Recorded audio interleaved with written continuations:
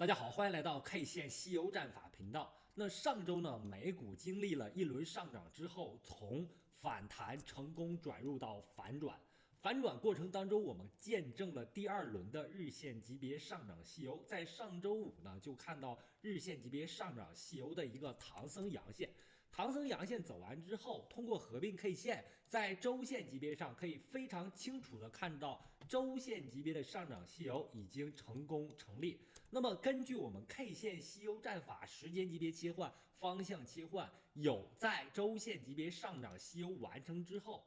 有一个4小时级别到日线级别下跌的一个预期。虽然这个过程还没有完全成立，但是从昨天美股非常弱势的一个涨幅来看昨天低开高走之后，最终尾盘收跌0.11%。从这个状态来看，我认为很快美股在高位的调整动作将会发生。那这个调整动作，刚才我们讲了，是一个4小时级别容易发生4小时级别到日线级别的调整过程。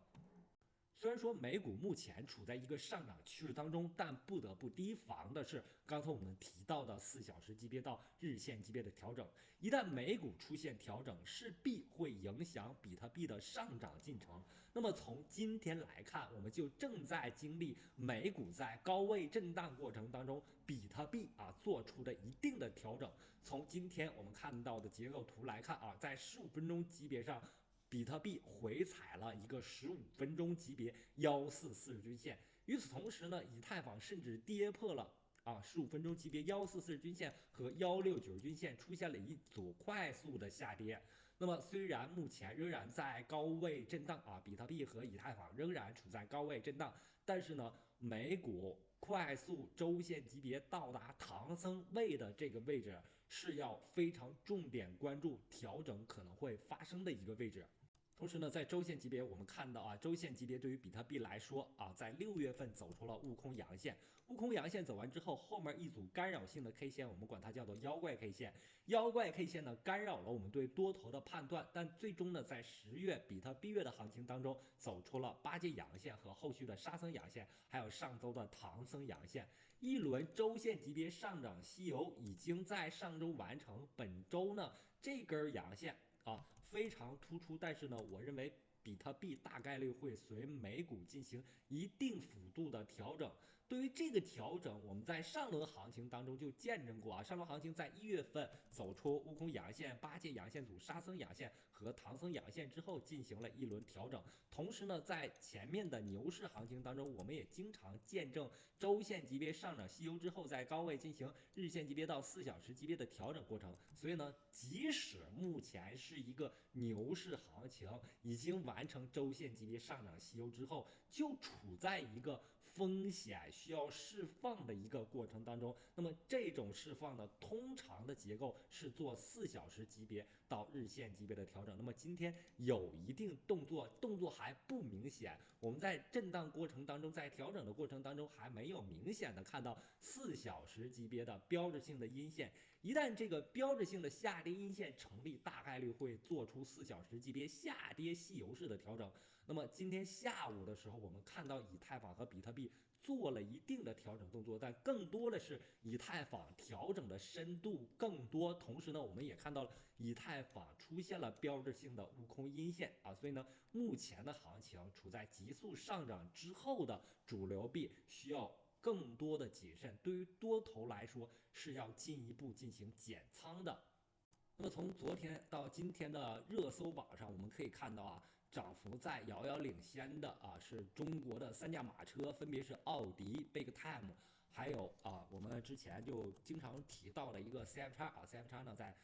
昨天到今天也表现不错涨幅有非常大的一个上涨，有20%几的一个上涨幅度。那么在这里面，我们一定要关注的是奥迪。奥迪呢，昨天我们就提到了有一个观点，就是它能够涨到$55附近。那么这个观点呢，是基于奥迪在上涨过程当中形成了标志性的悟空阳线，这个时间级别是日线级别的。有了悟空阳线之后，有8阶阳线，目前处在一个沙僧阳线的势力范围，上方有唐僧阳线的一个预期。那么昨天是根据悟空阳线和八戒阳线的涨幅啊，判断它有$55的一个目标位啊。那么目前这个目标位基本上到达是最高点是在$54.7。那么目前所在的位置是处在一个沙僧阳线的势力范围。那沙僧阳线呢，代表了我们的人生多震荡啊，因此呢，在快速上涨之后，这个位置大概率可能会进行一定的调整。但是我们看到啊 ，CF 叉啊，在日线级别上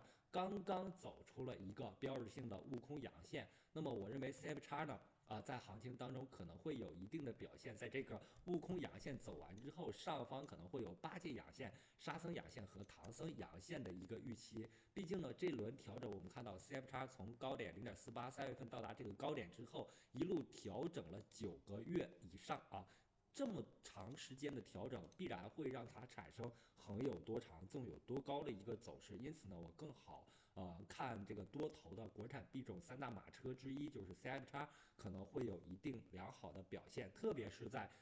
比特币和 CF 叉联动之后啊 ，CF 叉是一个国产公链啊，它更愿意这个币种更愿意跟随比特币的上涨节奏啊，因此呢在比特币大幅上涨之后啊 ，CF 叉可能还会有一些很好的表现。